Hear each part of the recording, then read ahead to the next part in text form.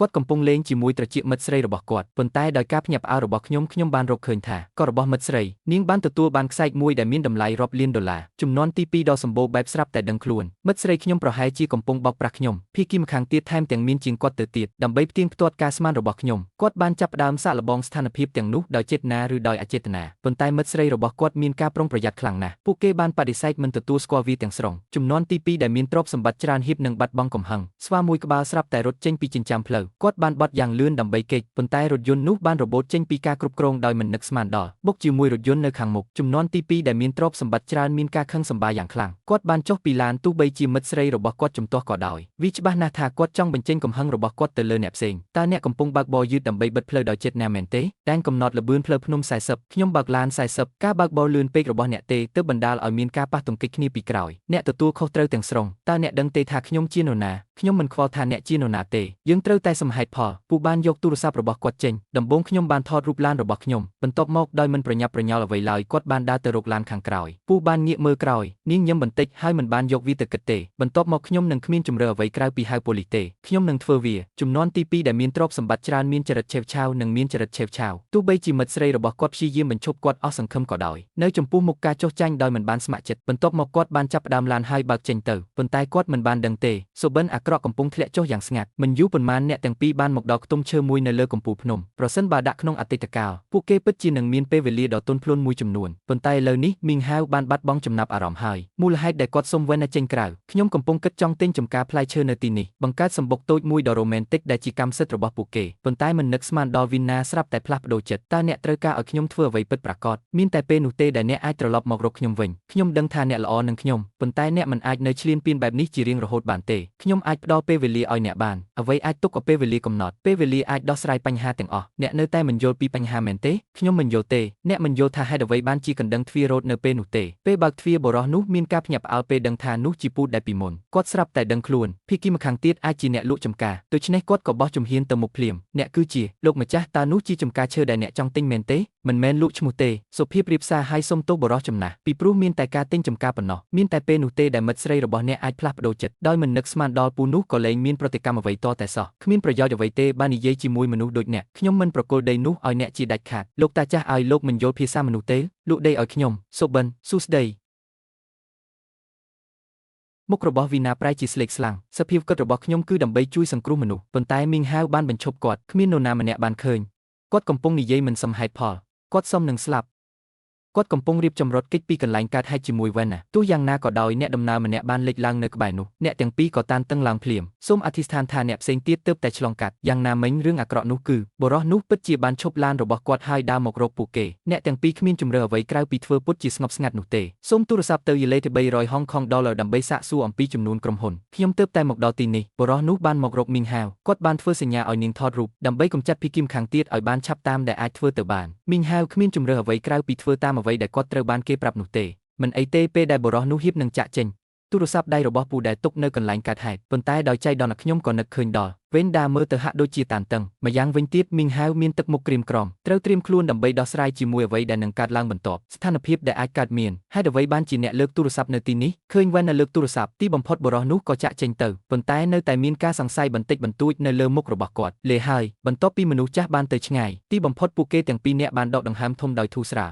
ឆ្លងមេរោគដល់សាកសពឥឡូវនេះមានរបាយការណ៍សាកសីអំពីការបាញ់ប្រហារនេះតើពួកគេនឹងស្គាល់យើងនៅថ្ងៃអនាគតទេពួកគេបានប្រញាប់ប្រញាល់បោះចោលសាកសពខ្ញុំគិតថាបញ្ហានេះនឹងកន្លងផុតទៅប៉ុន្តែមិនយូរប៉ុន្មានទេមីងហាវបានស្លាប់ដោយអាត់កំបាំងអ្វីដែលចម្លែកជាងនេះទៅទៀតនោះគឺគេហទំព័រ Chivanlev គឺជាបន្ទប់សម្ងាត់មួយលើសពីនេះមានតែវ៉ែនប៉ុណ្ណោះដែលមានវត្តមាននៅពេលដែលមេងៅត្រូវបានគេធ្វើឃាតដូច្នេះហើយគាត់បានក្លាយជាជនសង្ស័យតែម្នាក់គត់ត្រូវបានប៉ូលីសចាប់ខ្លួននៅនឹងកន្លែងគ្រោះថ្នាក់ចរាចរណ៍មួយនេះបានបង្កឲ្យមានប្រតិកម្មខ្សែសង្វាក់ជាបន្តបន្ទាប់តើពូកំពុងរកវិធីសងសឹកមែនទេឬមួយក៏នរណាម្នាក់ចិត្តណាដាក់អន្ទាក់តើខ្ញុំអាចសម្អាតខ្លួនឯងពីការសង្ស័យដោយរបៀបណានេះបានក្លាយជាបញ្ហាធំបំផុតរបស់វ៉ែននាពេលបច្ចុប្បន្នវាជាភាពយន្តដែលមានឈុតឆាករំជួលចិត្តដែលនឹងធ្វើឲ្យអ្នកញាក់សាច់ការពិតនៅពីក្រោយគ្រោងរឿងដែលនឹងចេញផ្សាយនាពេលខាងមុខគឺស្ថិតនៅក្នុងព័ត៌មានលម្អិតកុំជឿភ្នែករបស់អ្នកដោយសារតែអ្វីទាំងអស់ដែលអ្នកឃើញពួកគេទាំងអស់អាចคล้ายនៅពេលនេះវីណាបានរៀបការជាមួយគ្រួសារអ្នកមានរួចទៅហើយបានក្លាយជាអនុប្រធានក្រុមហ៊ុន Share Group ក្រោមឥទ្ធិពលនៃអំណាចគ្រួសារបន្ទាប់មកគាត់អាចត្រូវបានដោះលែងឲ្យនៅក្រៅឃុំប៉ុន្តែមីងហាវគឺជាសមាជិកម្នាក់នៃគ្រួសារប្រសិនបើភាពគ្មានទោសមិនអាចបញ្ជាក់បានមិនត្រឹមតែក្រុមនោះទេដែលនឹងរងផលប៉ះពាល់ Wenden ក៏អាចប្រឈមមុខនឹងការជាប់ពន្ធនាគារផងដែរដើម្បីលុបឈ្មោះរបស់គ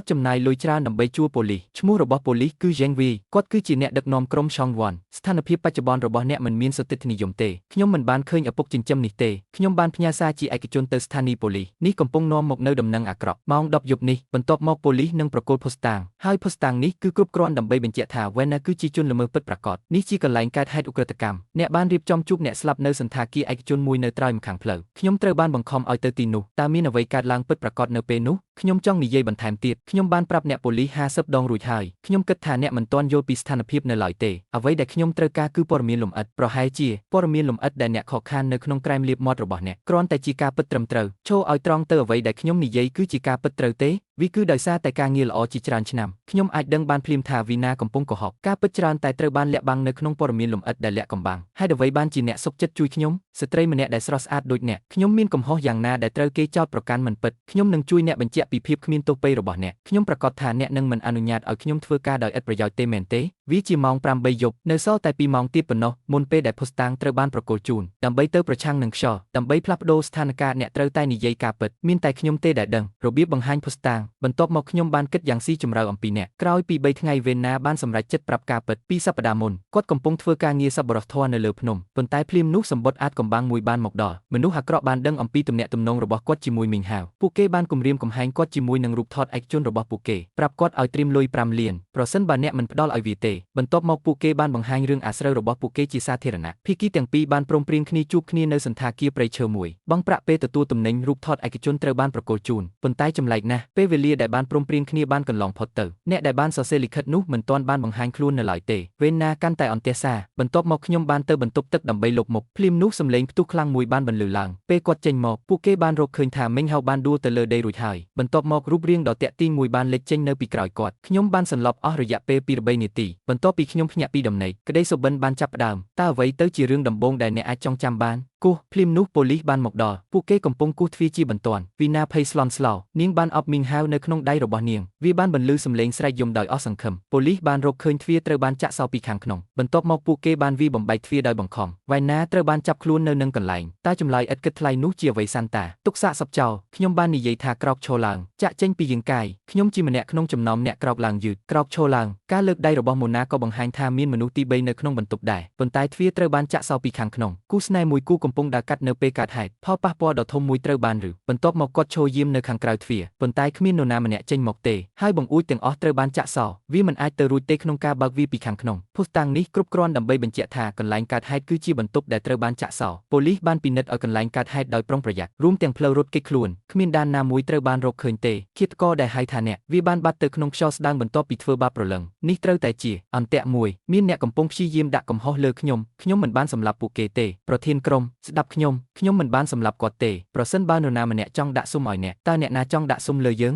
ងតើអ្នកណាជាមូលហេតុនៃឃាតកម្មនេះប្រហែលជាមីងហៅធ្វើឲ្យនរណាម្នាក់អាក់អន់ចិត្តតើខ្ញុំនឹងដឹងដោយរបៀបណាប៉ូលីសបានកំណត់ថាវ៉ែនណាគឺជាឃាតករហើយអាវុធឃាតកម្មនោះមានតែស្នាមម្រាមដៃរបស់គាត់នៅលើវាប៉ុណ្ណោះគាត់បានអះអាងថាគាត់ត្រូវបានគេគំរាមកំហែងប៉ុន្តែលុយនៅក្នុងកាបូបនៅតែមិនប៉ះពាល់ភស្តុតាងទាំងអស់បច្ចុប្បន្នចង្អុលបង្ហាញពីវ៉ែនណាតើអ្នកពិតជាត្រូវបានគេគំរាមកំហែងដោយសារតែទំនាក់ទំនងអតីតកាលមែនទេឬលូពីងម្នាក់ទៀតតើអ្នកចាំទេលោកស្រីសាន់ឌីមុនពេលខ្ញុំមកដល់ប៉ូលីសទើបតែបានដឹងពីសាក្សីសម្ងាត់ម្នាក់ប្រហែលជាគាត់អាចរៀបរាប់អ្វីគ្រប់យ៉ាងដែលគាត់បានឃើញសមាជិកសភាមីងដឹងថាគាត់ច្បាស់ជានឹងសម្លាប់គាត់ខ្ញុំនឹងសងគាត់ដោយឈាមរបស់គាត់ភស្តុតាងនិងសាក្សីនឹងត្រូវដាក់ជូនតុលាការនៅពេលនោះបន្ថែមពីលើការជ្រៀតជ្រែករបស់គាត់តើអ្នកគិតថាលទ្ធផលនឹងទៅជាយ៉ាងណាពេលវេលាគឺជារឿងសំខាន់អ្នកត្រូវតែភ្ជាប់ភស្តុតាងដែលគ្រប់គ្រងការអាងរបស់អ្នកឲ្យបានឆាប់តាមដែលអាចធ្វើទៅបានបើមិនដូច្នោះទេខ្ញុំរងចាំអ្នកញ៉ាំអាហារយូរហើយភ្នែករបស់គាត់ញ៉បន្តិចនៅជ្រុងមាត់របស់គាត់កំពុងមើលម៉ោងរ៉ូតតាមទូរស័ព្ទម្ដងទៀតបន្ទាប់ពីស្ងាត់ស្ងៀមយ៉ាងយូរទីបំផុតគាត់បានរៀបរាប់ពីអ្វីដែលបានកើតឡើងនៅថ្ងៃនោះដើម្បីយកសពបុរសចំណាស់ទៅបញ្ចុះពួកគេបានចុះតាមជណ្ដើរឈើចុះតាមច្រាំងថ្មចោតប៉ុន្តែជណ្ដើរឈើនោះបានរលួយអស់ក្នុងរយៈពេល 2-3 ឆ្នាំមីងហាវបានដួលដោយចៃដន្យហើយរងរបួសជើងវីនណាបានប្រាំរៀមដៃរបស់នាងដើម្បីសាកល្បងដង្ហើមរបស់ពូគាត់ត្រូវបានគេរកឃើញថាបានស្លាប់ជាយូរមកហើយហាក់ដូចជាគាត់សម្គាល់ឃើញប្រតិកម្មហួសហេតុរបស់វ៉ែនណាអារម្មណ៍ខូខើមួយបានលេចឡើងក្នុងភ្នែករបស់មីងហាវគាត់បានអូសសាកសពទៅមកដោយខ្លួនឯងយើងត្រូវហៅប៉ូលីសខ្ញុំអាចអប់អ្នកបានក្នុងករណីនោះខ្ញុំនឹងក្លាយជាចៅហ្វាយជានិច្ចអ្នកមិនត្រូវបានអនុញ្ញាតឲ្យប្រាប់នរណាម្នាក់អំពីអ្វីដែលបានកើតឡើងនៅថ្ងៃនេះទេបញ្ហាច្រើនពេកគាត់បានប្រាប់វ៉ែនណាឲ្យចាក់ចេញមុនគាត់បានស្នាក់នៅខាងក្រោយដើម្បីបោះចោលសាកសពគេវីនណាមិនបានទៅណាឆ្ងាយទេគួរឲ្យភ្ញាក់ផ្អើលណាស់មានស្វាមួយក្បាលនៅពីមុខយើងគាត់បានបាត់ខ្លួនក្នុងមួយប៉ព្រិចភ្នែកគាត់បានឡើងលើជណ្ដើរឈើ ប៉ុន្តែខ្សែពួរបានដាច់ដោយមិននឹកស្មានដល់គាត់គ្មានជំរឿអ្វីក្រៅពីដើរចុះពីលើច្រាំងថ្មចោតនោះទេកំពុងព្យាយាមរកផ្លូវចេញពីទីនេះយប់នោះភ្លៀងធ្លាក់ខ្លាំងគាត់បានដើរអស់រយៈពេលយូរមុនពេលដែលទីបំផុតបានរកឃើញផ្លូវនេះជាឡានដែលឆ្លងកាត់តាមពិតបុរសនោះបានឈប់ឡានដោយខ្លួនឯងហើយហាក់ដូចជាមានការប្រុងប្រយ័ត្នបន្តិចក្មេងស្រីភ្លៀងធ្លាក់ខ្លាំងណាស់តើខ្ញុំអាចជូនអ្នកទៅលេងបានទេដោយឃើញថាភីគីមខាងទៀតជាស្ត្រីវិនណាបានបន្ទាបការការពាររបស់នាងហើយចូលទៅក្នុងឡានស្ត្រីនោះហៅខ្លួនឯងថាបងស្រីហុងនិយាយច្រើនមែនអាកាសធាតុបែបនេះក្មេងស្រីម្នាក់នឹងមកទីនេះជានិច្ចខ្ញុំនិងមិត្តភ័ក្តិរបស់ខ្ញុំបាននៅលើភ្នំយើងបែកគ្នាហើយថ្ងៃស្អែកពួកគេនឹងដាក់ខ្ញុំមួយឡែកកន្លែងដែលវាត្រូវបានវាយប្រហារអាចជាខ្យល់បក់ខ្លាំងមែនអាកាសធាតុបែបនេះប្រហែលជាទៅផ្ទះខ្ញុំសិនហើយធ្វើឲ្យចៅប្រុសខ្ញុំក្តៅខ្លួនលីនដាបានកត់សម្គាល់ឃើញក្មេងប្រុសម្នាក់នៅជួរខាងក្រោយពួកគេមានថាមពលខ្លាំងគាត់ជាកូនប្រុសដែលទន់ខ្សោយនឹងឈឺរបស់បងស្រីហុងដោយវិធីនេះតើខ្ញុំគួរតាក់ទងអ្នកដោយរបៀបណាមីងឡានបើវាពេញហើយនោះមួយសន្ទុះក្រោយមកឡានបានមកដល់ផ្ទះរបស់បងស្រីហុងហុងជីហុចឆាត់ឲ្យវ៉ែនណាប៉ុន្តែពួកគេបានរកឃើញស្នាមប្រឡាក់ឈាមនៅលើដៃរបស់នាងនាងបានលាងសម្អាតស្នាមប្រឡាក់ឈាមចេញប៉ុន្តែបន្ទាប់មកនាងបានដឹងថាខ្សែដែលនៅជុំវិញរបស់នាងបានបាត់វាមិនអីទេប្រសិនបើវាវង្វេងនៅតាមផ្លូវប្រសិនបើវាបាត់នៅកន្លែងកើតហេតុមីងណានអ្នកសុខសប្បាយជីទេមិនអីទេបងស្រីហុងបានយកធូបអុសមួយចំនួនចេញមកដោយគិតគូរនាងត្រូវការព្យាបាលរបួសរបស់នាងប៉ុន្តែនាងមានការភ្ញាក់ផ្អើលយ៉ាងខ្លាំងពេលនាងបានរកឃើញរូបថតពីរសន្លឹកនៅពីមុខនាងវាបានបង្ហាញថាពូនោះពិតជាស្វាមីរបស់បងស្រីហុងនាងបានស្ងប់ចិត្តអ្នកហាក់ដូចជាចាប់អារម្មណ៍នឹងរូបថតទាំងនេះណាស់បងស្រីហុងបាននិយាយអំពីរបៀបដែលគាត់បានជួបស្វាមីរបស់គាត់ប៉ុន្តែមិនបានកត់សម្គាល់ទេភាពឆ្កងដែលស្ទើរតែលាក់បាំងរបស់វ៉ែនណាអ្នកដើរទៅមុខហើយដើរមកដល់ហើយទើបតែមកដល់ទីធ្លាតូចចុះយ៉ាងម៉េចដែរតើអ្នកបានចេញទៅក្រៅម្ដងទៀតទេបន្ទាប់មកខ្ញុំនឹងហៅគាត់កំពុងរៀបចំខ្លួនចាក់ចេញប៉ុន្តែបន្ទាប់មកទូរស័ព្ទនៅក្នុងហោប៉ៅរបស់ខ្ញុំក៏រោទឡើងនោះគឺក្នុងអំឡុងពេលថ្ងៃគាត់បានទូរស័ព្ទរបស់ពូដោយអចេតនា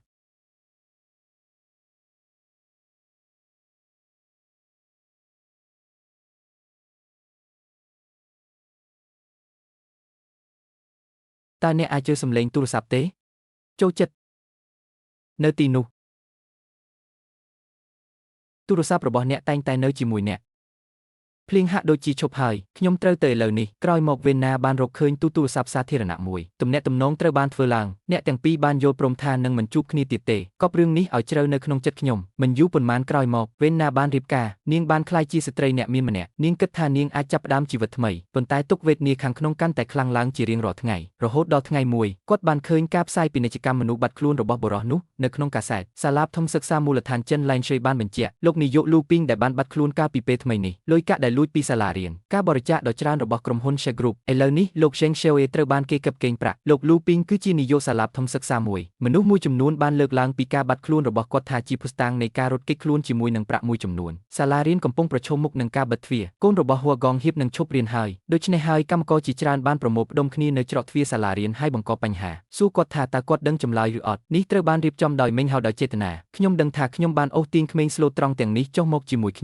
្ញុំមានអារម្មណ៍ថាមានកំហុសខ្លាំងណាស់លោកស្រី Sandy ក្មេងទាំងនេះមិនទៅសាលារៀនទេវាមិនមានអ្វីតាក់ទងនឹងខ្ញុំទេខ្ញុំចង់ជួយមនុស្សដូចអ្នកដែលមានជីវភាពធូរធារយកករណីរបស់អ្នកមកវិញគាត់ស្ទាក់ស្ទើរអស់រយៈពេលយូរខ្ញុំនៅតែសម្រេចចិត្តសុំមិញហៅចេញទៅក្រៅគាត់អាចមិនអើពើនឹងបញ្ហារបស់ស្ត្រីទោះជាយ៉ាងណាក៏ដោយវាមិនអាចទៅរួចទេក្នុងការនៅតែប្រងើយកណ្ដាលចំពោះសេចក្តីស្រឡាញ់ចំពោះការសិក្សារបស់កុមារខ្ញុំបានទទួលវានៅពេលដែលខ្ញុំបានដោះស្រាយជាមួយគាត់បន្ទាប់ពីខ្ញុំត្រឡប់មកវិញខ្ញុំបានប្រើទំនាក់ទំនងរបស់ខ្ញុំពួកគេបានរកឃើញអ្នកជំនាញហិរញ្ញវត្ថុនៅសាលារបស់ពួកគេខ្ញុំបានក្លែងបន្លំគណនីមួយការផ្ទេរនិងការដកប្រាក់ដែលមិនមាននោះអាចដោះស្រាយបញ្ហាទាំងអស់នៅក្នុងសង្គមនេះអ្វីអាចដោះស្រាយបានដោយលុយវាមិនមែនជាបញ្ហាច្រើនទេចុះរឿងនេះវិញគុំល្ងងខ្លាយហើយទៅសម្លាប់ខ្លួនអីគុំល្ងងខ្លាយហើយទៅសម្លាប់ខ្លួនអីប៉ូលីសហ៊ីបនឹងមកតាមយើងហើយបំផ្លាញអនាគតដ៏ជោគជ័យរបស់យើងសម្រាប់ជនសាមញ្ញម្នាក់តើវាមានតម្លៃទេមនុស្សត្រូវបានបែងចែកជា3ថ្នាក់6ថ្នាក់និង9ថ្នាក់គាត់គ្មានអំណាចឬឥទ្ធិពលទេស្លាប់គឺស្លាប់វាមិនខុសពីថ្មកិនឬស្រមោចទេបើហ៊ានហៅប៉ូលីសខ្ញុំនឹងអូសអ្នកចុះជាមួយខ្ញុំកុំភ្លេចថ្ងៃនោះមាននរណាម្នាក់បានឃើញអ្នកនៅជាមួយខ្ញុំហើយបានធំក្លិនថារាងកាយរបស់ខ្ញុំញ័រដោយមិនអាចគ្រប់គ្រងបានមានតែនៅពេលនេះទេដែលគាត់បានឃើញពណ៌ពិតរបស់មេញ៉ៅដើម្បីធានាបាននូវភាពត្រឹមត្រូវនិងភាពសុចរិតនៃពាក្យពេចន៍គាត់បានរៀបចំឲ្យអ្នកបម្រើរបស់គាត់គឺពូឈៀងឲ្យទៅមុនសាក់សីត្រូវបានរកឃើញពូឈៀងបានសុំឲ្យជេងវៃលើកទូរស័ព្ទតើលោកម្ចាស់ដោះស្រាយបញ្ហាទាំងនេះដោយរបៀបណាគ្មានបញ្ហាកុំបារម្ភអីចេញវៃបានឬសម្លេងការងារសាងសង់នៅការដ្ឋានភ្លាមនោះគាត់ក៏ដឹងថាវីណាបានធ្វើចលនាមួយរួចហើយខ្ញុំនឹងមិនអនុញ្ញាតឲ្យខ្លួនឯងត្រូវបានគេរៀបចំឡើយវាហាក់ដូចជាដល់ពេលដែលត្រូវចាត់វិធានការយ៉ាងម៉ឺងម៉ាត់ហើយអ្វីដែលលោកពូធៀងបាននិយាយពូឈៀងបានប្រាប់យើងឲ្យប្រើប្រាស់ពេលវេលារបស់យើងឲ្យបានល្អគាត់បានយកខ្សែកមួយចេញវាគឺជាមួយដែលវ៉ាន់ណាបានចាញ់នេះជាភស្តុតាងដ៏សំខាន់សរសេរទេវាជាអេក្រង់អាលុយមីញ៉ូមខ្សែកនេះត្រូវបានឆ្លាក់ដោយអក្សរកាត់របស់អ្នកវាគួរតែជាអំណោយភ្ជាប់ពាក្យគ្រាន់តែខ្សែកពេជ្រមួយខ្សែនេះមានតម្លៃជាង5 លានដុល្លារនេះគ្រប់គ្រាន់ហើយក្នុងការបិទអ្នកគឺ គឺជាឃាតករដែលបានសម្លាប់អ្នកការកាត់ទោសអ្នកគឺងាយស្រួលនៅពេលនោះអ្នកមានករណីឃាតកម្មពីរនៅខាងក្រោយអ្នកលោក Zheng Wei បាននិយាយថាគាត់អាចជួយបានខ្សែនេះមិនត្រូវបានរាប់បញ្ចូលក្នុងភស្តុតាងរបស់ប៉ូលីសទេប៉ុន្តែ Wen នឹងត្រូវចំណាយប្រាក់តិចតួច$10 លានអ្នកចង់ឲ្យខ្ញុំទិញរបស់របររបស់ខ្ញុំមកវិញដោយលុយបញ្ជាក់ពីភាពគ្មានទោសពៃរបស់ខ្ញុំមុនសេចក្ដីដ៏ច្បាស់លាស់គឺមិនអាចកាត់ថ្លៃបានពេលវេលាកំពុងអស់ហើយ Wen នៅគ្មានជំរឿអ្វីក្រៅពីសម្របសម្រួលឡើយលុយមិនមែនជាបញ្ហាទេអូយខ្សែនោះបាត់ពីភស្តុតាងហើយបន្ទាប់មកអ្នកអាចដោះខ្លួនចេញពីប្រអប់ដែលនៅខាងក្នុងបានប៉ុន្តែមីងហៅហ៊ានអ្នកនៅតែជាជនសង្ស័យតែម្នាក់គត់តាមពិតទៅពេញមួយអ្នកបានមើលរំលងនរណាម្នាក់អ្នកដែលបាត់ខ្លួននៅក្នុងបន្ទប់លេខ05205ករណី2សាកសព2ត្រូវតែមានទំនាក់ទំនងរវាងរឿងទាំងពីរនេះបើអាចរកឃើញមនុស្សទី3បញ្ហាទាំងអស់នឹងត្រូវបានដោះស្រាយប៉ុន្តែ Sandy Metro ចុះខ្ញុំវិញខ្ញុំនៅទីនេះដើម្បីជួយអ្នកប៉ុន្តែអ្នកត្រូវតែប្រាប់ខ្ញុំពីការពិតរូបថតដ៏រំជួលចិត្តទាំងនោះត្រូវបានអ្នកបង្កើតឡើងសូមគិតអំពីវាដោយប្រុងប្រយ័ត្នមនុស្សនោះគិតថានេះជាគិលានុបដ្ឋាយិកាជាមួយខ្ញុំវេនដាមិនបានឆ្លើយទេគាត់គ្រាន់តែចាក់ចេញយឺតវាហាក់ដូចជាគាត់កំពុងពិចារណាថាតើត្រូវនិយាយវាឬអត់និយាយឲ្យត្រង់ទៅរបៀបនិយាយវាតាមរបៀបដែលបង្កើនអត្ថប្រយោជន៍អត្ថបរមានិងកាត់បន្ថយគ្រោះថ្នាក់គាត់បានទទួលសម្បត្តិនៅថ្ងៃនោះមិនមានរូបថតឯកជននៅខាងក្នុងទេផ្ទុយទៅវិញវាគឺជារូបថតផ្ទះឈើមួយប្រយោគមួយត្រូវបានសរសេរនៅខាងក្រោយរូបថតនៅពេលនោះគាត់បានទទួលការហៅទូរស័ព្ទដែលមិនស្គាល់មួយវាពិបាកណាស់ដែលអ្នកបានធ្វើប្រសិនបើអ្នកចង់រក្សាការសម្ងាត់រៀបចំការប្រយុទ្ធដោយសាច់ប្រាក់មធ្យមគាត់បានមកដល់សន្តាគារមួយចូលទៅក្នុងបន្ទប់ដែលបានកំណត់ក្រោមឧបករណ៍បញ្ជាពីចម្ងាយរបស់បុគ្គលនោះគួរឲ្យភ្ញាក់ផ្អើលណាស់ឈ្មោះនេះក៏ត្រូវបានរកឃើញនៅទីនេះដែរបងប្រុសពិតដែលស្រឡាញ់អ្នកតើអ្នកគិតថាវានឹងក្លាយជាអ្នកណានៅថ្ងៃនោះមានមនុស្សម្នាក់ខ្ញុំបានឮសំឡេងមួយនៅពេលនោះចុះបើវាមិនមែនជាស្វាវិញប្រហែលជាគាត់ថតរូបដោយចេតនាគាត់មានអារម្មណ៍អ្វីមួយពួកគេពិតជាមិនបានចាក់ចេញទេគាត់បានវិលត្រឡប់មកវិញដោយចេតនាហើយលាក់ខ្លួនឃើញអ្វីទាំងអស់ដែលបានកើតឡើងខ្ញុំសង្ស័យថាគាត់គ្រាន់តែជានរណាម្នាក់ដែលព្យាយាមគំរាមកំហែងយើងនោះគឺឃាតករប្រសិនបើគាត់ជាឃាតករពួកគេពិតជាកំពុងជំរិតទារប្រាក់ពីអ្នកហេតុអ្វីបានជាសម្លាប់កាណុងបន្ទាប់មកគុំយកលុយខ្ញុំឆ្ងល់ថាតើមានអ្វីផ្សេងទៀតបានកើតឡើងដែរឬទេតើអ្នកចាក់ចេញពីខ្ញុំដោយរបៀបណាខ្ញុំមិនអាចពន្យល់វាដល់អ្នកបានទេនៅសល់តែ1ម៉ោងទៀតប៉ុណ្ណោះមុនពេលដែលភស្តុតាងត្រូវបានដាក់ជូនចេញវីស្រាប់តែគិតក្នុងចិត្តថាមនុស្សម្នាក់អាចជាឃាតករបានយ៉ាងងាយគាត់ទើបតែត្រូវបានផ្ទេរមកទីនេះនៅពេលនោះកម្មករត្រូវបានគេប្រទះឃើញប្រមូលផ្ដុំគ្នានៅច្រកចូលប៉ុស្តិ៍ប៉ូលីសពួកគេភាគច្រើនបានទទួលការអនុគ្រោះពីលូពីងគេក៏និយាយដែរថាលូពីងគឺជាមនុស្សសុចរិតខ្ញុំនឹងមិនរត់គេចខ្លួនជាមួយលុយនោះទេភរិយានិងកូនប្រុសរបស់លោកលូពីងបាននៅស្ថានីយ៍ប៉ូលីសពេលស្ត្រីនោះមកដល់ទូរស័ព្ទដៃរបស់យើងមានបញ្ហាម្ដងទៀតវាត្រូវបាននាំមកដោយស្ត្រីនោះតើគាត់យកទូរស័ព្ទឪពុកខ្ញុំដោយរបៀបណាយ៉ាងហោចណាស់ពីមនុស្សរាប់រយនាក់បានបាត់ខ្លួនជារៀងរាល់ឆ្នាំនៅក្នុងទីក្រុងតើអ្នកពិតជាដូច្នោះមែនឬរបៀបប៉ុន្តែឪពុកខ្ញុំមិនមែនជាលេខនៅក្នុងឯកសាររបស់អ្នកទេគាត់ជាមនុស្សមានជីវិតមានដង្ហើម7នៅទីនេះករណីរង្វិលជំនួសបន្ទាប់មកគាត់បានយកលុយមកទីនេះមិនអាចទៅរួចគាត់បានរស់នៅក្នុងជីវិតដែលគ្មានកំហុសទាំងស្រុងតើអ្នកដឹងទេថាគាត់រកបានប៉ុន្មានពីប្រាក់ខែរបស់គាត់សិស្សមិនអាចធ្វើអ្វីបានច្រើននោះទេគាត់មិនកំពុងប្រឌិតរឿងទេមាននរណាម្នាក់កំពុងដាក់បន្ទុកលើគាត់អ្នកប្រហែលជាស្ដីបន្ទោសខ្ញុំប៉ុន្តែខ្ញុំខ្លាចធ្វើដូច្នោះតើពួកគេបានឲ្យយើងដឹងថាយើងគ្មានទោសពៃទាំងស្រុងទេ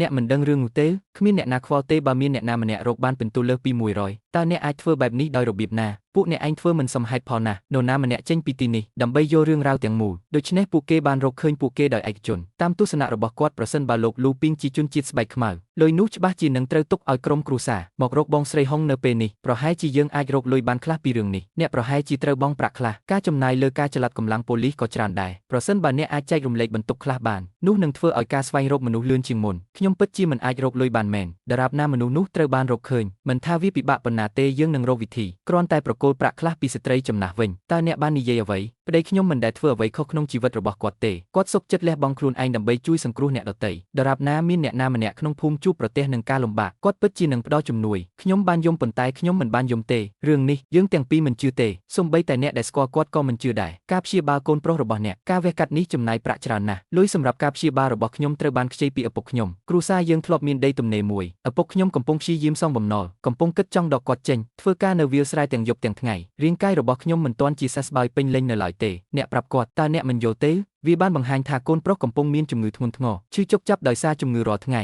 ឪពុកបានឃើញរឿងទាំងអស់នោះហើយមានអារម្មណ៍ឈឺចាប់ក្នុងចិត្តដូច្នេះគាត់បានឲ្យតម្រង់នោមម្ខាងរបស់គាត់ទៅកូនប្រុសរបស់គាត់បន្តទៅមុខទៀតវាទាំងអស់គឺអាស្រ័យលើភាពរស់រវើករបស់អ្នកអត់ធ្មត់សិនណាដូច្នេះទោះបីជាគ្មាននរណាម្នាក់ក្នុងចំណោមអ្នកទុកចិត្តគាត់ក៏ដោយខ្ញុំនឹងមិនក្បត់អ្នកទេទោះបីជាអ្នកទាំងអស់គ្នាមិនអើពើនឹងគាត់ក៏ដោយខ្ញុំក៏ចង់រកគាត់ដែរខ្ញុំនៅរស់ឥឡូវនេះទាំងអស់នេះគឺដោយសារតែអនាគតគាត់តែងតែប្រាប់ខ្ញុំថាចូលធ្វើដូចដើមឈើតែងតែរីកចម្រើនឆ្ពោះទៅរកព្រះអាទិត្យ កុំបោះបង់ឡើយពីទស្សនៈរបស់បងស្រីហុងវាគឺដោយសារតែខ្ញុំបានឃើញការស្អប់ខ្ពើមនិងកំហឹងពួកវាដូចជាដើមឈើវានឹងចាក់ឫសនៅពេលវាចុះចតដូច្នេះហើយគាត់ជឿថាបងស្រីហុងជាឃាតករគោលបំណងនៃរឿងទាំងអស់នេះគឺដើម្បីសងសឹកប្តីរបស់នាងមុនពេលចេញដំណើរគាត់បានកត់សម្គាល់ឃើញថាមានស្នាមប៉ះទង្គិចនៅលើចំណតរថយន្តរបស់លូពីងគាត់បានទាញយកវីដេអូឃ្លាំមើលនៃផ្លូវភ្នំជាប់គាំងនៅលើរថយន្ត Surfboard ម្ចាស់រថយន្តគ្រាន់តែជាចំណងជើងប៉ុណ្ណោះបន្ទាប់ពីថ្ងៃនោះខ្ញុំបានតាមដានចលនារបស់បងស្រីហុងដោយសម្ងាត់រហូតដល់មួយខែក្រោយមកខ្ញុំមានប្រាក់ចំណូលដែលមិននឹកស្មានដល់ណាធានណាកំពុងចូលរួមក្នុងព្រឹត្តិការណ៍មួយបងស្រីហុងស្រាប់តែមករកខ្ញុំអ្នកបានប្រាប់ខ្ញុំនៅពេលនោះថាឈ្មោះរបស់អ្នកគឺមីងឡានប៉ុន្តែឈ្មោះរបស់អ្នកមិនមែនមីងឡានទេហេតុអ្វីបានជាអ្នកកុហកខ្ញុំអ្នកយកខុសហើយមនុស្សមិនកុហកដោយគ្មានហេតុផលទេមានហេតុផលតែមួយគត់ដើម្បីកុហកបិទបាំងការពិតហេតុអ្វីមិនប្រាប់ការពិតអំពីទូរស័ព្ទអ្នកមិនដឹងថាអ្នកនៅណាឬអ្នកធ្លាប់បានជួបលុយភេងដែរឬទេតើអ្នកធ្លាប់បានឃើញអ្វីដែលអស្ចារ្យទេអ្នកក្រហើយបេះដូងអ្នកខ្មៅពេកមន្ត្រីប៉ូលីសស្លៀកពាក់ដើម្បីដាក់ទោសប្តីខ្ញុំប៉ុន្តែអ្នកមិនដែលទីទេតើយើងជាជនក្រីក្រអាចធ្វើអ្វីបានសម្រាប់គ្រួសារយើងខ្ញុំនឹងសម្លាប់អ្នកដើម្បីរងទុក្ខវេទនាទាំងអស់ដែលខ្ញុំមានកុំគិតថាការមានលុយមានន័យថាអ្នកអាចធ្វើអ្វីដែលអ្នកចង់ធ្វើស្ថានសួគ៌គ្មានភ្នែកឃាតករត្រូវតែបង់ដោយជីវិតរបស់ពួកគេ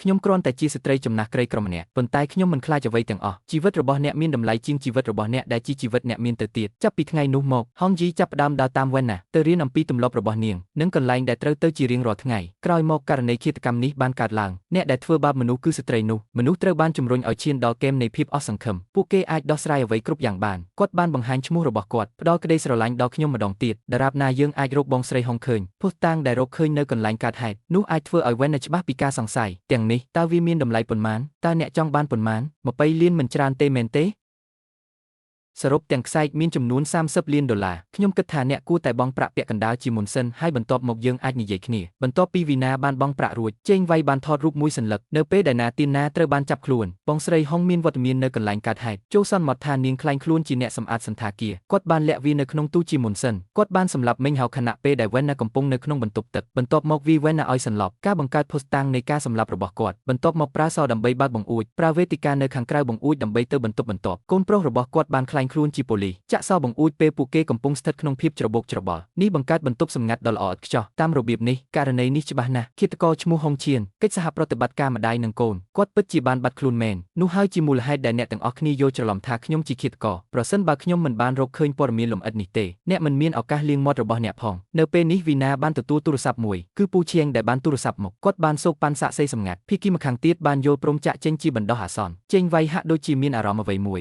វាហាក់ដូចជាវ៉ែនណាមិនទុកចិត្តគាត់ទាំងស្រុងទេវាហាក់ដូចជាមន្ត្រីយេងមានឱកាសដើម្បីលុបឈ្មោះខ្ញុំយល់ស្របទាំងស្រុងជាមួយនឹងហេតុផលរបស់អ្នកឥឡូវនេះអ្នកគួរតែឲ្យពូខៀងរកសាក់សីសម្ងាត់នោះគាត់ជាសាក់សីផ្ទាល់ភ្នែកនៅពេលនោះប្រសិនបើនរណាម្នាក់ដែលមានចិត្តណាលាក់កំបាំងផ្ដល់ការអនុញ្ញាតឲ្យគាត់លាក់បាំងការពិតបន្ទាប់មកខ្ញុំនឹងមិនអាចទទួលបានយុត្តិធម៌ទេខ្ញុំមានការខឹងខ្លះវីណាស្លូតបូតជាងអ្វីដែលមនុស្សម្នាក់អាចស្រមៃបានគាត់បានធ្វើការរៀបចំពីខណៈពេលដែលកំពុងដោះស្រាយវិបត្តិខណៈពេលកំពុងស្វែងរកសាក់សីដោយសម្ងាត់គាត់មានការប្រុងប្រយ័ត្នខ្លាំងណាស់ខ្ញុំចង់ពឹងផ្អែកលើខ្លួនឯងជាងទុកចិត្តអ្នកដទៃតើអ្នកគិតថារឿងនេះនឹងមានប្រយោជន៍ទេសាក់សីនេះមិនអាចធានាថាអ្នកនឹងស្រវឹងទេហេតុអ្វី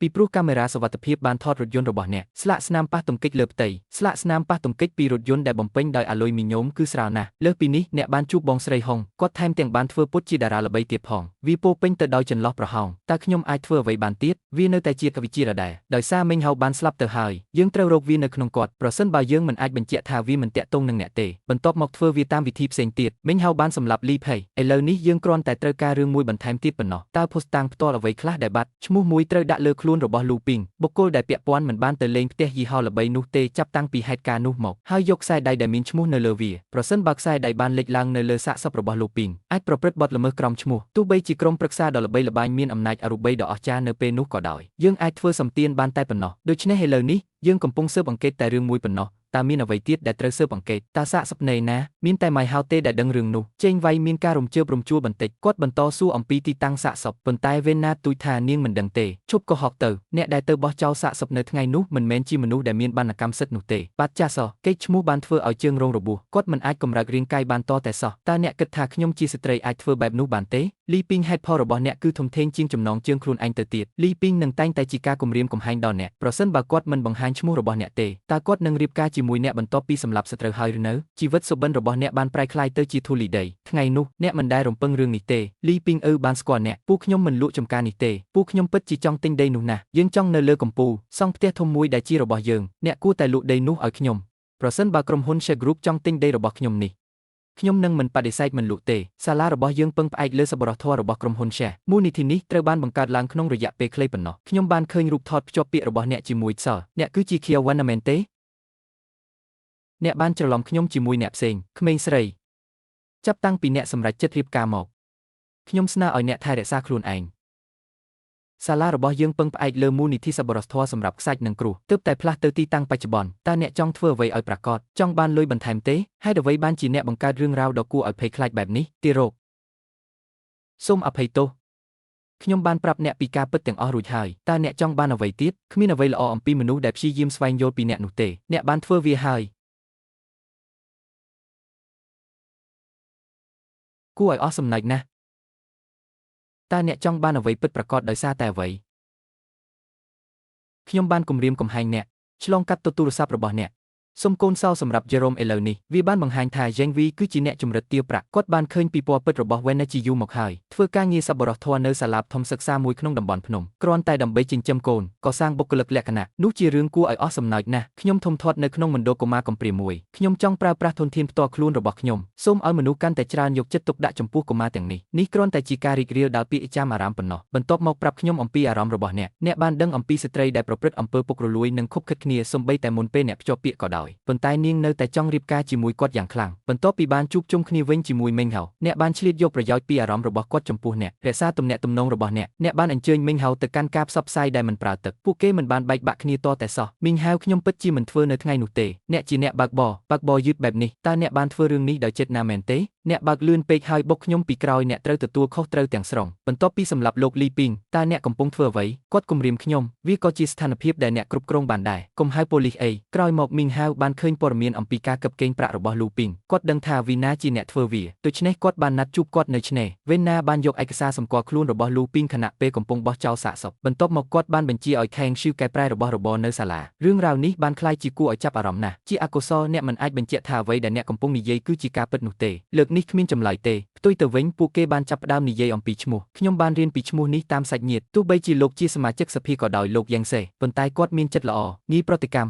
វាមិនដូចអ្វីដែលវ៉ែនណាបាននិយាយនោះទេការស្លាប់របស់លូពីងបានធ្វើទុក្ខបុកម្នេញដល់គាត់ថែមទាំងបានវិវត្តទៅជាជំងឺធ្លាក់ទឹកចិត្តធ្ងន់ធ្ងរទៀតផងខ្ញុំត្រូវលេបថ្នាំផ្លូវចិត្តជារៀងរាល់ថ្ងៃស្ទើរតែមិនអាចរកប្រាក់ចិញ្ចឹមជីវិតបានគាត់មិនអាចទ្រាំទ្រនឹងទារុណកម្មនៃមនសិការរបស់គាត់បានទេបន្ទាប់មកពួកគេបានរកឃើញក្រុមគ្រួសាររបស់លូពីងខ្ញុំបានសារភាពអ្វីគ្រប់យ៉ាងចំពោះពួកគេប្រសិនបើមីងហាវបានប្រាប់ការពិតរួចហើយហេតុអ្វីបានជាបងស្រីហុងមិនទូរស័ព្ទទៅប៉ូលីសដល់វេនអ្នកហើយដើម្បីគំរាមកំហែងខ្ញុំនៅទីនេះដោយសារតែអ្នកហេរ៉ាញ់វត្ថុមានសារៈសំខាន់ខ្លាំងណាស់ដោយសារតែយុទ្ធធម៌នៃលោកនេះអ្នកបានដាក់ស្លាកតម្លៃលើវាយ៉ាងច្បាស់រួចហើយគាត់ដឹងថាអ្នកនឹងបង្ក្រាបគាត់ម្ដងទៀតនៅពេលនោះសូម្បីតែពន្លឺចុងក្រោយនៃក្តីសង្ឃឹមក៏នឹងរលាយបាត់ទៅដែរពួកគេទាំងអស់គ្នានឹងត្រូវកំទេចចោលនៅចំពោះមុខប៉ុន្តែគ្មានអ្វីតាក់ទងនឹងខ្ញុំទេខ្ញុំគ្រាន់តែជាអ្នកជំនួញម្នាក់ខ្ញុំចូលចិត្តតម្លៃដែលមានស្លាកសញ្ញាច្បាស់លាស់ក្រោយពីបានដឹងការពិតចេងវៃមានអារម្មណ៍ថាមានឱកាសអាជីវកម្មនៅក្នុងនោះបន្ទាប់មកគាត់បានចាត់វិធានការដើម្បីស្វែងរកពូឆេងផ្ដល់ជូនដើម្បីជួយវ៉ែនសម្អាតឈ្មោះរបស់នាងជាថ្នូរនឹងរង្វាន់ដ៏ច្រើនសន្ធឹកសន្ធាប់ឈ្មោះនេះមានបំណងទុកប្រាក់ខ្លះសម្រាប់ម្ដាយនិងកូនប្រុសរបស់គ្រួសារសូមឲ្យមនសិការរបស់គាត់រកឃើញការអភ័យទោសខ្លះខ្ញុំក៏ចង់ផ្ដល់ឱកាសឲ្យអ្នកផ្លាស់ប្ដូរគំនិតរបស់អ្នកដែរខ្ញុំទើបតែទៅជាមួយលំហូរខ្ញុំបានបញ្ចុះបញ្ចូលពួកគេទាំងពីរនាក់ឲ្យអនុញ្ញាតឲ្យខ្ញុំរៀបចំគម្រោងនេះខ្ញុំបានឃើញអ្វីដែលអ្នកបានធ្វើបើអ្នកចង់រក្សាការសម្ងាត់យកលុយ5លានមកអាសយដ្ឋាននៅលើទូរស័ព្ទរបស់អ្នកបានធ្វើការបរិច្ឆេទជាមួយអ្នកនៅរដូវស្លឹកឈើជ្រុះខ្ញុំនៅក្នុងបន្ទប់រួចហើយទូរស័ព្ទកំពុងគាំងល្អហេតុអ្វីបានជាអ្នកនៅទីនេះដែរអ្នកក៏បានទទួលការហៅទូរស័ព្ទជាដើមខ្ញុំបានសម្រេចចិត្តនៅជាមួយអ្នកជារៀងរហូតទេអ្នកមិនអាចទៅបានទេប្រសិនបើអ្នកប្រគល់ខ្លួនអ្នកទៅវាបានសម្លាប់យើងតើអ្នកនឹងមកជាមួយខ្ញុំទេអ្នកនឹងបំផ្លាញអ្វីទាំងអស់ដែលយើងមានអ្នកបានធ្វើអ្វីតាមវិធីនេះតើវាទាំងអស់សម្រាប់អ្វីគាត់បានបង្ខំខ្ញុំឲ្យធ្វើវាគាត់គំរាមខ្ញុំអ្នកមិនដឹងថាហេតុអ្វីខ្ញុំធ្វើបែបនេះទេខ្ញុំគ្រាន់តែចង់បានលុយនិងអំណាចប៉ុណ្ណោះមានតែលុយនិងអំណាចមានតែពេលនោះទេទើបយើងអាចរស់នៅបានល្អប្រសើរមានតែពេលនោះទេដែលអ្នកអាចធ្វើអ្វីដែលអ្នកចង់បានទេអ្នកមិនធ្វើរឿងនេះដើម្បីយើងទេតើអ្នកកំពុងធ្វើវាដើម្បីខ្លួនឯងមែនទេហេតុអ្វីខ្ញុំលែងមានវាទៀតហើយយើងឆ្នាំទាំងអស់នេះដែលផ្ដល់លុយឲ្យខ្ញុំចាយការមានចិត្តទូលាយពេកមិនមែនជាអ្វីដែលអ្នកកំពុងប្រាប់ខ្ញុំថាអ្នកហត់នឿយនោះទេអ្នកបានសម្លាប់ខ្លួនឯងបើអ្នកចង់បែកពីខ្ញុំទទួលស្គាល់ថាអ្នកពិតជាស្លាប់មែនខ្ញុំបានស្ដាប់អ្នកហើយមែនទេ នោះហើយជាមូលហេតុដែរតើអ្នកបានបំផ្លាញជីវិតខ្ញុំមែនទេខ្ញុំជាអ្នកដែលស្លាប់រាល់ថ្ងៃខ្ញុំមិនអាចបិទភ្នែកបានទេហើយអ្វីមួយនឹងកើតឡើងអស្ចារ្យណាស់បិទភ្នែករបស់អ្នកហើយសម្លឹងមើលមកខ្ញុំពេលគាត់ស្លាប់គាត់ក៏សម្លឹងមកខ្ញុំដោយភ្នែកធំដែរតើវាមានប្រយោជន៍ទេក្នុងការមានមន្តសការតើការមានមន្តសការមានប្រយោជន៍ទេមាននរណាម្នាក់បានស្លាប់បើមនុស្សម្នាក់មិនមើលថែខ្លួនឯងទេស្ថានសួគ៌និងផែនដីនឹងបំផ្លាញពួកគេ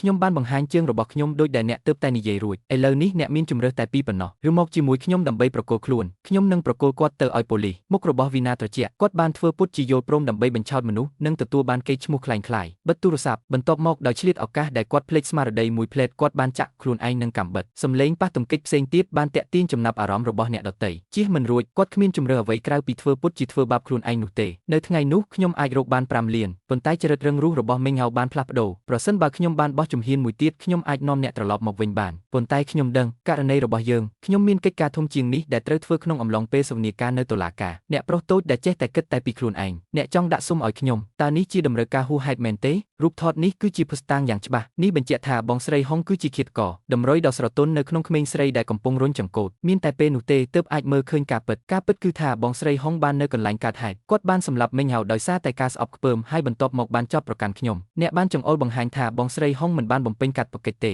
ហេតុអ្វីបានជាគាត់នៅក្នុងរូបថតសូមក្រឡេកមើលម្ដងទៀតតើបងស្រីហុងនៅក្នុងកញ្ចក់មែនទេតើរូបថតផ្សំគ្នាមែនទេចេងវៃបានធ្វើបែបនេះដើម្បីជំរិតទារប្រាក់បន្ថែមទៀតម៉ែឲ្យខ្ញុំបានផ្ទេរប្រាក់ទៅអ្នករួចហើយតើអ្នកចង់ទាញល្បិចអ្វីទៀតឥឡូវនេះក្រៅពីការទម្លាក់ឧបត្ថហេតុ Green Bottle ទៅជាចំណងជើងធម្មតាអ្នកគ្មានឱកាសទេ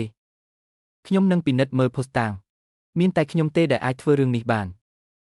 នដូច្នេះខ្ញុំចង់ដំឡើងថ្លៃសរុប100លានអ្នកមិនចេះឆ្អែតឆ្អន់ពួកគេមិនអាចទ្រាំទ្រនឹងតម្លៃបន្ថែមបន្តិចបន្តួចបានទេអ្នកបានរៀបចំផែនការទាំងអស់នេះយ៉ាងល្អិតល្អន់ដើម្បីជំរិតទារប្រាក់ពីខ្ញុំ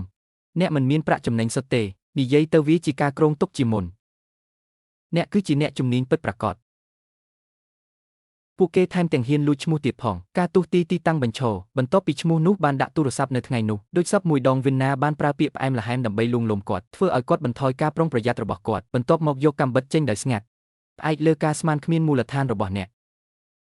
តើអ្នកគិតថាអ្វីដែលអ្នកកំពុងនិយាយជាការពិតទេអ្នកទាំងពីរធំធាត់នៅក្នុងមណ្ឌលកុមារកំព្រាមួយរងទុក្ខដោយសារការរើសអើងរាល់ពេលវ៉ែនណាមិនអាចទ្រាំទ្របានទៀតទេមីងហាវតែងតែប្រាប់នាងអំពីរិនទំនាក់ទំនងរបស់ពួកគេលើសពីសាច់ញាតិវាក៏លើសពីសេចក្តីស្រឡាញ់ផងដែរភាពខុសគ្នាតែមួយគត់គឺវ៉ែនណាមានមហិច្ឆតាដ៏អស្ចារ្យគាត់ធុញទ្រាន់នឹងជីវិតដែលគ្មានពន្លឺចង់ក្លាយជាមនុស្សពូកែម្នាក់គាត់គិតថាចំណងជើងនឹងមិនផ្លាស់ប្ដូរទេប៉ុន្តែកេរ្តិ៍ឈ្មោះត្រូវតែបំផ្លាញដោយដៃរបស់ខ្លួនឯងគាត់ធ្វើពុតជាយល់ព្រមតាមពិតទៅគឺដើម្បីចាប់ទូរស័ព្ទប៉ុន្តែគាត់មិនបានដឹងទេឈ្មោះនេះមិនដែលត្រូវបានកត់ត្រាទុកឡើយផ្ទុយទៅវិញគាត់បាននិយាយទូរស័ព្ទជាមួយយ៉េងវីពេញមួយពេលចិត្តណារបស់គាត់ត្រូវបានបង្ហាញនៅក្នុងព្រះនាមរបស់គាត់ពួកគេនៅតែកុហកខ្ញុំដើម្បីបញ្ចុះបញ្ចូលវ៉ែនណាឲ្យផ្លាស់ប្ដូរចិត្តរបស់នាងគាត់បានរើសកាំបិតបរិភោគអាហារពួកគេថែមទាំងគំរាមសម្លាប់ខ្លួនឯងទៀតផងលេងខ្ញុំទៅពេលអ្នកនិយាយថាអ្នកចង់រៀបការជាមួយខ្ញុំនឹងប្រាប់អ្នកពីរឿងនេះខ្ញុំនៅពីក្រោយអ្នកបង្ខំខ្ញុំឲ្យសម្លាប់អ្នកអាចបង្ខំខ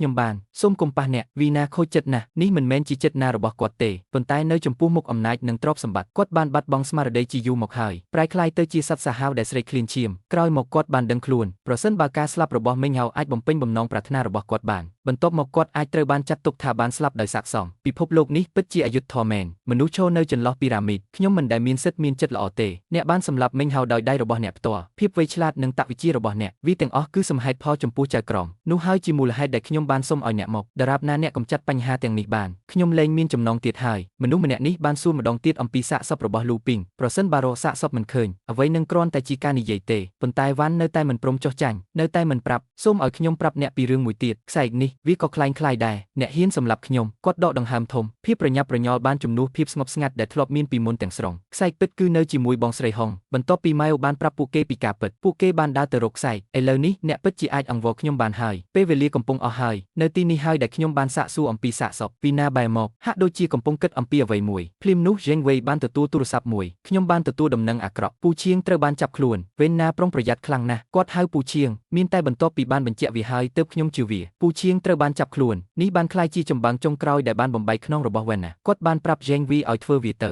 រង្វាន់ដែលបានសន្យានឹងមិនតិចជាង1កាក់ទេខ្ញុំនឹងប្រាប់អ្នកថាសាកសពនៅឯណាឥឡូវនេះមានផ្ទះឈើតូចមួយនៅទីនោះសាកសពវាត្រូវបានកប់នៅក្រោមដើមឈើតូចទាំង3នោះខ្ញុំស្គាល់កន្លែងនោះប៉ុន្តែចំការនោះស្ថិតនៅជើងភ្នំរួចហើយតើអ្នកអាចដោះស្រាយសាកសពដោយរបៀបណាបានផ្លាស់ទៅកន្លែងឆ្ងាយបែបនេះពិតណាស់ខ្ញុំមិនមានសមត្ថភាពបែបនោះទេចូលយើងត្រឡប់ទៅថ្ងៃនៃហេតុការណ៍វិញឯកសារនោះបានណែនាំឲ្យមិញហៅចាក់ចេញមុនគេបន្ទាប់មកគាត់បានទៅយកសាកសពទៅបោះចោលតាមឡើយខ្ញុំគិតគាត់ស្លាប់ហើ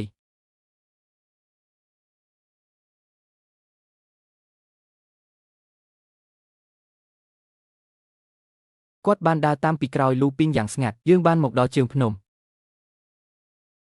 គាត់បានមើលជុំវិញមានរណ្ដៅដើមឈើមួយនៅខាងមុខដូច្នេះគាត់បានបោះលូពីងចូលទៅក្នុងរណ្ដៅវាត្រូវបានកប់នៅក្នុងដីប៉ុន្តែគាត់មិនដែលរំពឹងរឿងនេះទេលូពីងនៅរស់រានមានជីវិត